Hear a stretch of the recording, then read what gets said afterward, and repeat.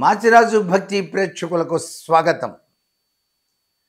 2025వ సంవత్సరం అందరూ బాగుండాలి, అందరిలో మా మాచిరాజు భక్తి ఉండాలి అన్న చందంగా, అందరూ బాగుండాలి, అందరిలో మా మాచిరాజు భక్తి ఉండాలి అనేటువంటి తత్వచింతన రీత్యా శుక్రవారం నాడు మీరు ఏ పని చేసినా చక్కగా కలిసి రావడానికి, మీరు పని మీద బయటకు వెళ్ళవలసి వచ్చినప్పుడు చిన్న పటిక బెల్లం ముక్కను మీరు కొద్దిగా నోట్లో వేసుకొని బయలుదేరి వెళ్ళొచ్చు.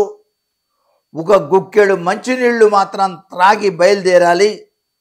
అంతేకాకుండా మీరు చేసేటువంటి వృత్తి, ఉద్యోగ, వ్యాపారాదులలో విజయసిద్ధిని సాధించడానికి అమ్మలగన్న అమ్మ అయినటువంటి ఆ రాజరాజేశ్వరి దేవిని శరణాగత దీనార్థ పరిత్రాణ పరాయణి సర్వస్యార్థి హరే దేవి నారాయణి నమోస్తుతే అంటూ మనసు నిండా నింపుకొని మీరు ఇంటి నుంచి బయలుదేరుతూ వడి వడినే గుదింతును భవత్పద పంకజముల్ స్మరించుచున్ వెడలె గృహంబు నేను వెను వెంటనే కంటికి రెప్పవోలే ముందడు గిడ రక్షజేయుచు జయంబొడగూర్చుచు సర్వకార్యముల్ సలుపుదు వీవటన్న దృఢ నమ్మకమే జనించే అమ్మరో.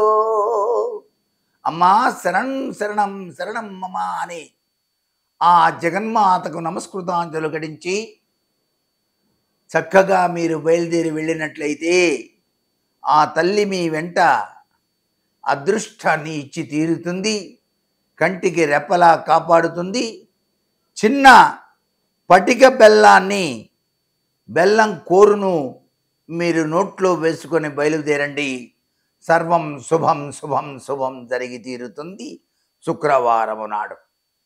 సర్వే జనా సుఖినో భవంతు.